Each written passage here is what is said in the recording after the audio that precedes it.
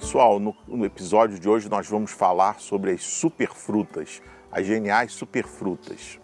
Vocês já escutaram falar nesse termo, superfrutas? Você sabe o que quer dizer superfrutas? São frutas ricas em substâncias, principalmente antocianinas. Antocianina, lembrando, é aquela substância que dá a tonalidade azulada, arroxeada, vermelha às plantas. Essas substâncias são altamente benéficas ao nosso organismo, são antioxidantes. Elas atuam também na limpeza das artérias e, portanto, previnem uma série de doenças, como doenças cardiovasculares, e são muito preconizadas pelos médicos como medicina preventiva, ou seja, para prevenir doenças. As superfrutas mais conhecidas e difundidas são do hemisfério norte, maiormente da América do Norte, da Europa, que são frutas de climas temperados, como os blueberries, as framboesas, a groselha e uma série de outras que contêm essas substâncias que eu acabei de falar, antocianinas. Mas por que o Brasil, um dos países, se não o país que detém a maior biodiversidade do mundo, não tem suas superfrutas? Ou se as tem, por que elas não são divulgadas e difundidas? Na realidade, o Brasil tem uma quantidade enorme de superfrutas. A família Myrtaceae, por exemplo, abrange uma quantidade imensa, quase infindável, de superfrutas. A pesquisadora Karine Valdemarin fez sua tese baseada nas superfrutas, no gênero Eugênia, e ela está explorando a aplicação das nossas superfrutas, das superfrutas brasileiras do gênero Eugênia, na prevenção de doenças e na alimentação humana. Algumas eugênias são mais conhecidas pelos brasileiros. A pitanga, a uvaia, a grumichama, a pitomba da Bahia e tantas outras. Já os cultivadores, a partir das obras do Harry Lorenzo, nossos livros de frutas, publicados em 2006 e em 2015, a gente tentou incluir o maior número de espécies de eugênia que podem ser aproveitadas na alimentação humana e são efetivamente superfrutas no conceito desenvolvido pela Karine. As espécies de eugênia são cerca de 1.200 espécies. Elas se distribuem principalmente nas Américas, do Norte, Central e sobretudo na do Sul, na África, na Ásia e no Pacífico Sul. Mas é sobretudo no Brasil que ela encontra sua maior diversidade. Em nosso país, ela possui uma quantidade estimada de 500 espécies, divididas em 9 seções. Então vou falar agora dessas 9 seções, um pouquinho das características delas e dar alguns exemplos mostrando aqui fotos.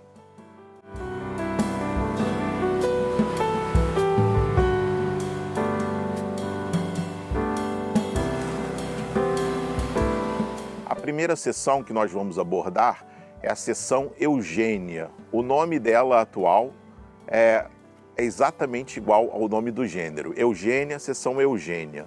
No passado, essa seção foi chamada de Stenocalix. Stenocalix é uma alusão à característica do cálice. Vamos mostrar aqui com uma setinha numa foto o que é o cálice de uma eugênia. O cálice fica na extremidade do fruto, ou seja, oposto à origem dele, que é onde fica o cabinho, também chamado de pedicelo. No caso dos Stenocalix, o cálice é fino. Steno quer dizer fino em latim. Então, Stenocalix é um cálice fino, como a gente está mostrando aqui na foto. Então, espécies como a Eugênia uniflora, a super conhecida pitanga, a Eugênia brasiliensis, a super conhecida grumichama e várias outras parentes próximas da grumichama, por exemplo, como a Eugênia neosilvestris, que é a grumichama peluda, a Eugênia itaguaensis, que é a grumichama anã, a grumichama mirim, que é a Eugênia longipedunculata, e tantas outras espécies de Eugênia com o cálice com a mesma característica, ou seja, o cálice fino, pertencem a essa seção.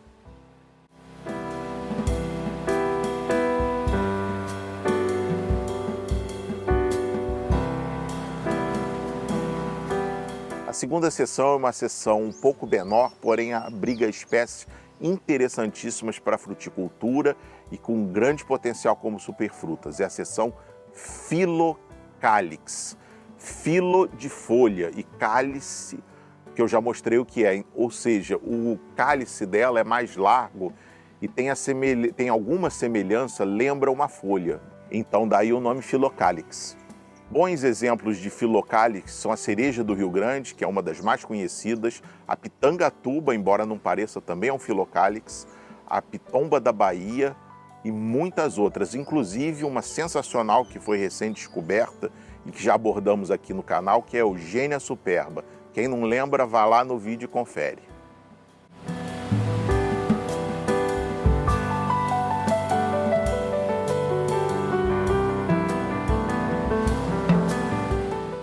A terceira e a quarta seções se chamam Pilotécium e Pseudeugênia. Vou falar das duas juntas porque elas têm algumas similaridades e eu vou apontar a diferença. As Pseudeugênia e os Pilotéciums são frutos, em geral, amarelos, de casca velutina, veludada, portanto. São muito suculentos, bastante saborosos e, em geral, ácidos. Pilotécium se distingue de Pseudeugênia porque pilo vem de pilosidade e técium de ovário. Então, quando a gente corta o fruto, a parte interna do ovário, que vai aparecer no corte, ele é coberto de uma pilosidade.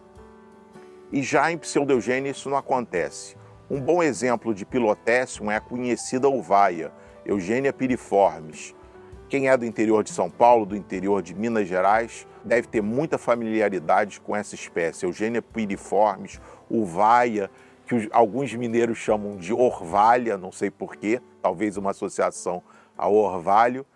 É uma espécie deliciosa, que promove sucos para consumo in natura, geleias, fantástica. Um outro exemplo de pilotécium bem conhecido é o araçá-boi, que também já foi abordado aqui no canal, ele é da Amazônia e também está bem agrupado, bem próximo, botanicamente falando, da uvaia.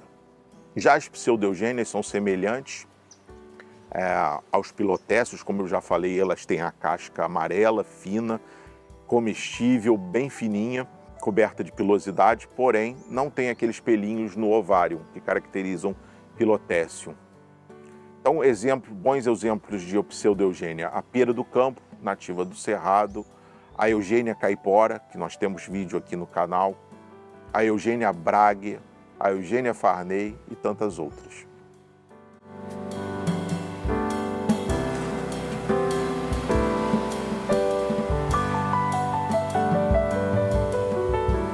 A quinta seção é uma seção relativamente numerosa, a seção racemose. Racemose vem de racemo, racemo quer dizer cacho em latim. As flores e os frutos dão em cachos nessa seção. Bons exemplos são a Eugênia candoleana, conhecida como ameixa da mata ou cereja de Joinville, uma espécie muito cultivada em todo o Brasil, e a Eugênia pruniformis, também um outro bom exemplo da seção racemose.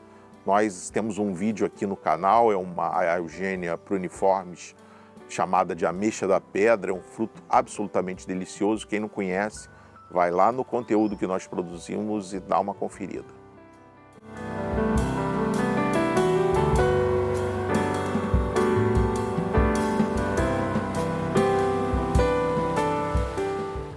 A sexta seção se chama atualmente Schizocalomirtus.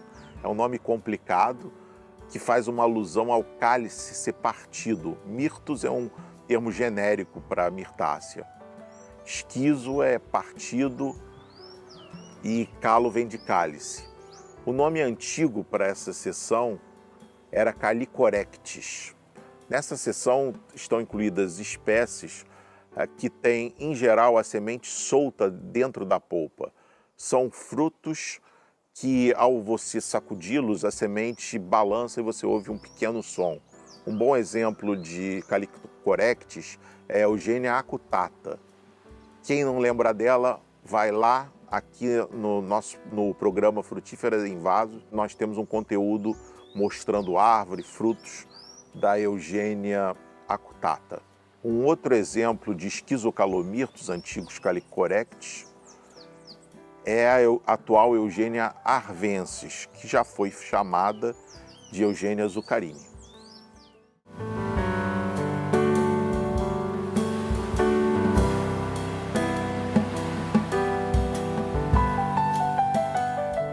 A sétima seção do gênero Eugênio é a seção speciosa. O nome vem da espécie Eugênia speciosa, laranjinha do mato. Aqui no canal nós já produzimos um conteúdo sobre a seção speciosa. É o conteúdo sobre a Eugênia tumescens, chamada de laranjinha azeitona. Nós comentamos brevemente sobre a seção speciosa lá. Sugiro aqui aos espectadores que vão lá e dão uma conferida nesse conteúdo.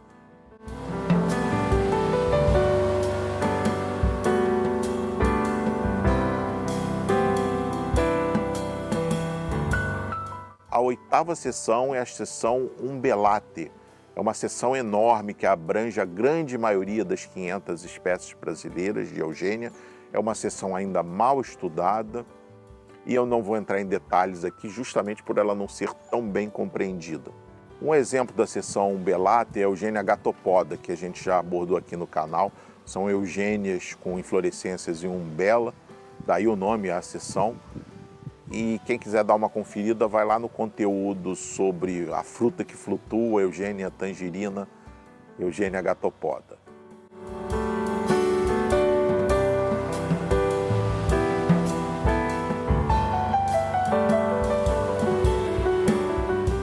A nona e última seção de Eugênia era um gênero à parte até recentemente, foi sinonimizado com Eugênia, é a seção Hexaclamis. A espécie mais conhecida dessa seção pelos cultivadores é o chamado pêssego do mato, antigamente Hexaclamis edulis. Porém, quando foi sinonimizado o gênero Hexaclamis com Eugênia, virando uma seção e deixando de ser um gênero, já existia uma outra Eugênia edulis. E por esse motivo foi criado um novo nome para a antiga espécie Hexaclamis edulis, o pêssego do mato. Ele passou a se chamar Eugênia mirciantes. É uma espécie originária do sul do Brasil, que tem casca veludada, um sabor interessante também. Não é das mais saborosas eugênias, mas tem muitos apreciadores, principalmente no sul do Brasil. Você sabia que você pode cultivar as geniais superfrutas, as eugênias brasileiras e outras espécies de eugênias do mundo inteiro em pequenos espaços, em vasos, até na varanda do seu apartamento? São plantas que, mesmo as que atingem um porte maior, elas frutificam em vaso. Um bom exemplo é a grumichama. Nas matas, na natureza, ela atinge 8, 10 metros de altura. Porém, se você cultivá-la em vaso, você, a partir de 2, 3 anos de idade no máximo, vai ter ela frutificando bem pequenininha. E aí você vai me perguntar, mas e o crescimento não vai enrolar a raiz? Isso tudo tem sido amplamente explorado por muitos youtubers, mostrando, aplicando técnicas de bonsai a um cultivo não como um bonsai, que são plantas pequenininhas, mas uma planta média de até 2,5 metros que você pode abrigar na sua varanda, realizando podas anuais nas raízes e na parte aérea, sem ter muito trabalho, às vezes a cada 2, 3 anos até. Então você pode manter a grande maioria, se não a totalidade, de eugênias em vasos. Por serem as eugênias plantas de grande adaptabilidade, de grande plasticidade em termos de temperatura, elas conseguem sobreviver às condições que nós temos nos nossos quintais, nas nossas varandas, até nas nossas janelas em vaso. Tem muitos conteúdos no YouTube, aqui no próprio canal Sítio e Jardim você vai encontrar uma enormidade de vídeos sobre eugênia e nós vamos continuar a produzi-los, mas também de outros youtubers. É muito frequente, se vocês fizerem uma pesquisa rápida, encontrarem muitas eugênias que são cultivadas em vaso por pessoas do Oiapoque ao Chuí, em uma grande diversidade de climas e condições de luminosidade.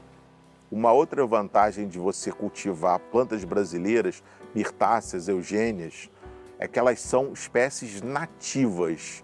Elas têm uma resistência natural às nossas pragas, uma praga que ataca muito mirtáceas, quando exóticas, por exemplo, eucaliptos, que não deixa de ser uma mirtácea, e os jambos, é uma doença fúngica chamada popularmente de ferrugem das mirtáceas. Essa doença não ataca nossas mirtáceas nativas ou rarissimamente ataca. Então, são plantas resistentes a pragas e doenças. Também aos nossos insetos, elas são resistentes. Então, mais uma vantagem você cultivar as superfrutas é que você não vai precisar de defensivos, de agrotóxicos, você vai poder fazer um cultivo orgânico muito mais saudável. Fora a própria valorização da flora brasileira, a coleção das espécies nativas. Modestamente, o melhor lugar para você encontrar a maior diversidade de eugênias na internet, nos viveiros brasileiros, é no site do E-Jardim. Se você quiser procurar um viveiro físico, eu recomendo o viveiro do nosso parceiro Edilson Giacom, Viveiro Cipreste, em Limeira. Ele não faz envios, mas você pode ir lá e escolher. Ele também tem uma diversidade muito boa em eugênias. Se você quiser comprar pela internet, receber na comodidade de sua casa plantas perfeitas, muito bem formadas, como mostramos aí no conteúdo como chegam as nossas plantas, você pode ir lá no site do E-Jardim fazer um orçamento sem compromisso. Vem que eu te espero. www.ejardim.com.br